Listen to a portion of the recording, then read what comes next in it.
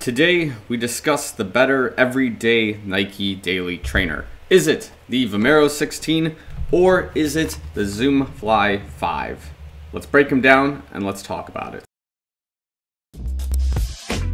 So before we get started, make sure you like the video, subscribe to this channel if you're already subscribed watching this content. Thanks so much. Love you guys a lot. Make sure you leave a like on the video as well. Subscribe to me on, Strava, Instagram. Just follow me on those accounts just for all sorts of racing updates and things like that. So without further ado, let's begin. Specs for both shoes are here respectively, but we're just going to get into it right away as well. Just give you guys kind of a breakdown from general specs, and you'll see already the differences between them. So we will start with the older of the two shoes, which will be the Vomero 16, which again has been marketed as a long run style type of shoe in this particular case. And in a way, the Zoom Fly 5 is kind of also in a way being marketed the same way with a few other caveats, but we'll get there when the time comes. So general specs that we need to note: the shoe in my size is about 10.1, 10.2 ounces, almost 300 grams on average, with a heel of about 33 millimeters in terms of stack height, 23 millimeters in the forefoot, giving it overall a 10 millimeter offset. That's quite a lot, but it's not the most that we've seen on a Nike shoe. Just from a daily trainer and I guess calf usage perspective, this is kind of what you're dealing with when we see the Vomero 16. Other general things that we can address with the shoe right away, I don't want to get into it too in depth because I have some other videos that I'll link in the description below related to Vomero 16 and more of a deep dive perspective. Is just some of the stuff going on with like the textile and some of the outsole things. So again, uses ZoomX and EVA foam on the shoe. It has an air zoom pod or pocket in the forefoot area of the shoe. The upper is just using a thick mesh kind of coating, which is quite warm during the summer, also nice during the winter if you choose to go in that direction. Quite a busy setup here with the shoelaces, also using a textile mesh combination. The tongue is just your standard non-gusseted tongue. It feels more like a pillow. In your heel guard, heel cushioning area, there's just a lot of cushion to go around. There's a little bit of a negative that I'd like to address when we get there, but that's kind of what's going on here. In the heel cup, we do have some plastic or like this kind of rubber compound reinforcement here in the area, which again helps keep your heel locked during your usual runs. So that's what's going on in the Vomero 16 here at a really quick glance. And now we move on into the Zoom Fly 5. So again, this shoe weighs about, in my size, it's like 9.9 to 10 ounces. Again, also very close to 300 grams on average, just slightly less than the Vomero 16, with the offsets looking like this. I believe it's 41 millimeters in the heel, and I think it's about 33 or 34 in the forefoot area. But the main picture here is that's about an 8 millimeter offset. So if I'm doing my math correctly, it should be about 33 then, correct? Yeah, it's 33 in the forefoot. That all makes sense.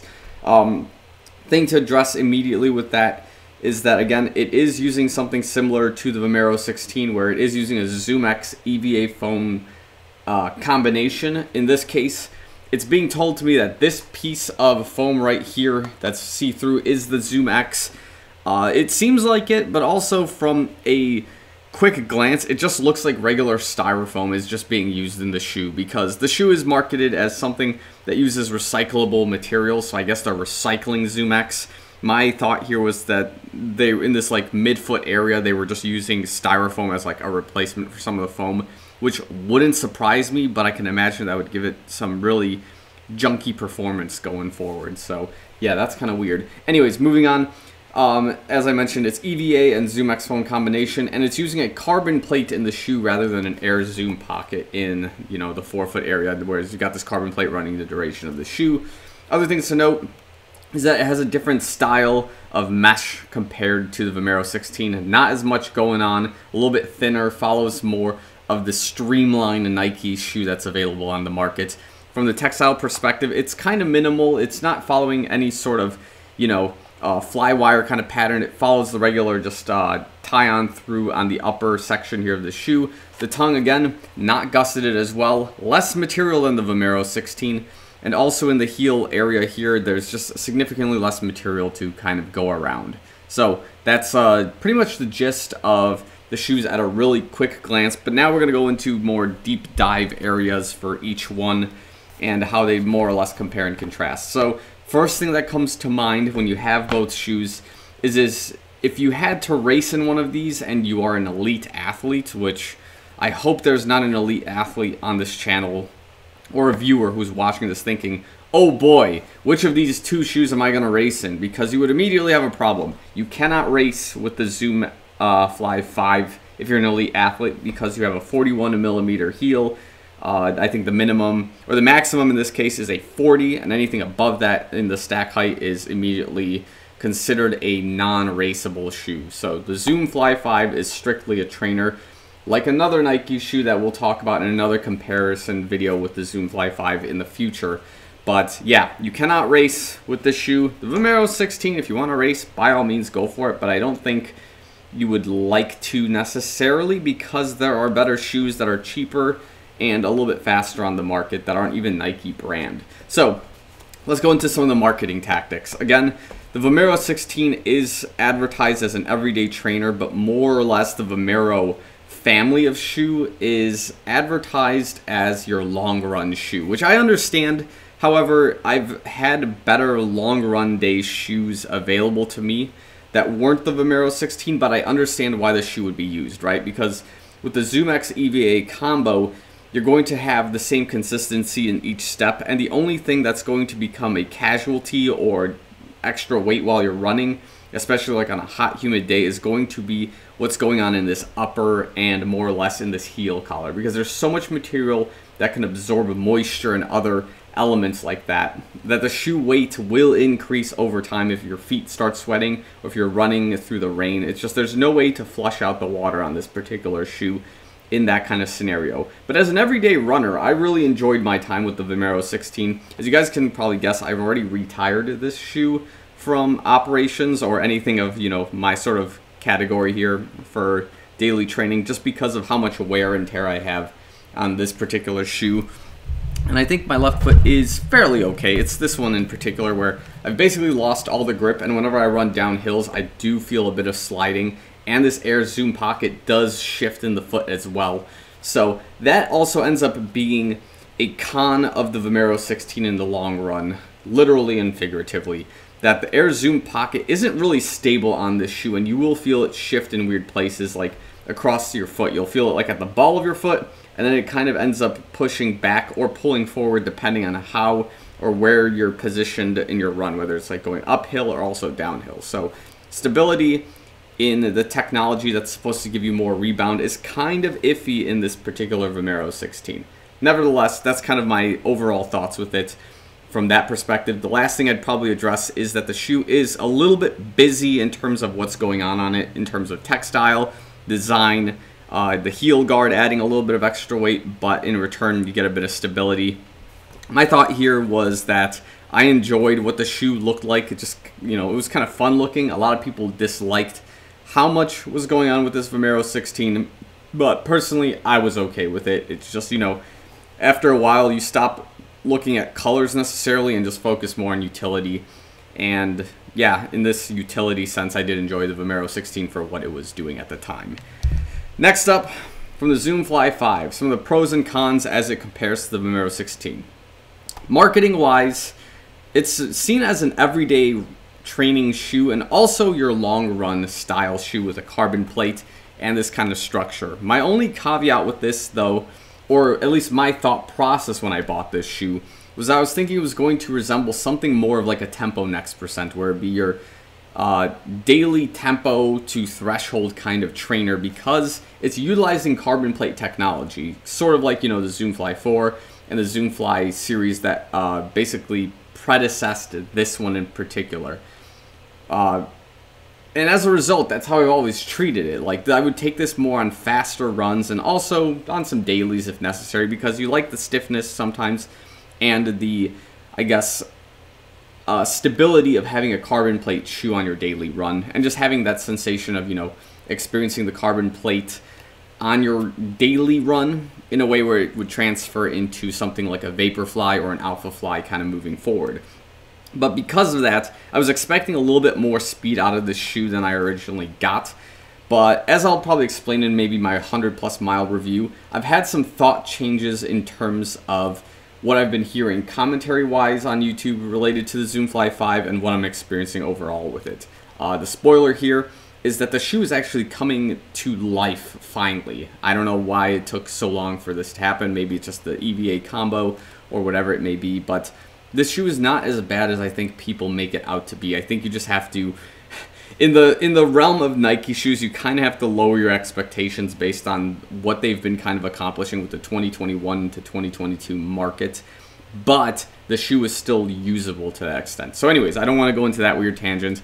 Other things to note here is that in terms of moisture absorption, you might absorb a little bit, but there isn't as much material to basically sit on the shoe to continue absorbing. Like maybe there's some material in the tongue, maybe some in the heel collar, but in the forefoot, I imagine all that moisture is going to kind of zoom out of the shoe fairly quickly. The other major difference then also is during winter running, this shoe can get cold fairly quickly, only because of how little, I guess, coating there is in the toe box to keep your toes warm. So like that combination with a carbon plate and sort of a stiff landing can make your toes quite cold in the first mile and a half of your running. So my suggestion from there is to kind of just stop wherever you are, give your toes a bit of a stretch if you can, kind of move the foot around and then continue running again, and you should be able to resume getting natural blood flow into your foot at that point in time.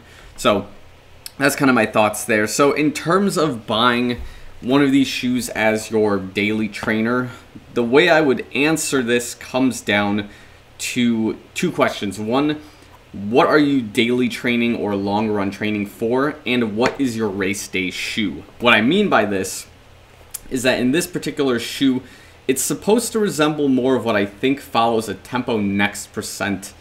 Well, not the Tempo Next percent. This would follow more of like your Vaporfly style trainer, right? It's got this 8mm offset. It's a little bit higher of a stack height. It doesn't have too many additional parts, but the fundamentals here is the carbon plate and the ZoomX foam, right? So you're going to get this shoe as something that's going to be significantly slower than your Vaporfly, will feel and function like it, if not be a little bit stiffer at points, because remember, the shoe is kind of built like a brick, so you have to adjust your stride to get the right rebound effect on it. And the idea here would be that this would be a shoe I would use more for half marathon training, and if the Vaporfly was my runner or racing shoe for said event, I would consider this as well. Now, if I were to consider the Alphafly, I would consider it for the Alphafly 2, mostly because the stack height is more resemblant of that particular shoe with this 8mm offset, where I think the Alphafly 2 has a 40mm in the heel, where this one's 41, so it's just like a slight lowering of the shoe in terms of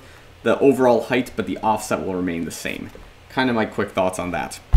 The Vomero 16 now, I'm trying to remember what I would have said about it earlier this year, but if it has a 10mm stack height and it's kind of got this low profile, this shoe will still do well with, again, like another Vaporfly Next percent in this particular case. It could also work well with the Alphafly, but it can also work with some other brand shoes in this particular case. So if you want to use like the Metaspeed Sky, I think this shoe will also have a good resemblance to the technology that's being used in that shoe in terms of like general characteristics. Maybe not so much the weight, but more of like the stack height in this particular case. Also, things to consider is this would be better for maybe marathon training, where the higher stack height will kind of kick in more with the calves of your, your calf muscles. So my take would be that putting more load on the calves rather than the rest of your body during like marathon training will help you conserve strength and muscular integrity, perhaps in your like hamstrings and your hips and your quads for the marathon. And if you, I guess if you do your nutrition correctly, you shouldn't get any cramps in that particular case. So this is like a really specific thought when I'm doing like marathon training thinking, right? Of having a 10mm offset to put more focus and more emphasis on your calf muscles than something like the rest of your body. Now you want to, of course, be able to train the rest of your muscle group for the marathon, but if you can put more load on one muscle group in the marathon and then be able to conserve the most important ones for like the second half of the race, which is like after the 20-mile mark, my guess is that would be probably the best way to go about it rather than having everything shut down at once, right? I don't know, just my thought in this particular case. So yeah, just general summary there. If you're doing half marathon training and distance running in that kind of perspective, and you're going to use a Nike brand racer, maybe the Zoom Fly 5 is the right way to go. And if you want to use something that, again, is more marathon based for training and is within the Nike family, but also you want to go somewhere a little bit above that, maybe like the Saucony Endorphin Speed, or you want to go into a Metaspeed Sky, I think the Vomero 16 would be the better pick there. So between both shoes, again, it's another apples and oranges type of view on both of them. But as of right now, I am using the Zoom Fly 5 more often. Just it is a newer shoe in my lineup, and I am training more for the half marathon than I am for the marathon. And the Vomero 16 is just officially retired from my current lineup. So I think I'm going to leave this video here. If you guys have any agreements, disagreements, comments, or any thoughts like that, just leave them in the comments below. But I think I'm going to leave this right here. So thanks so much for watching, guys. I'll see you next one.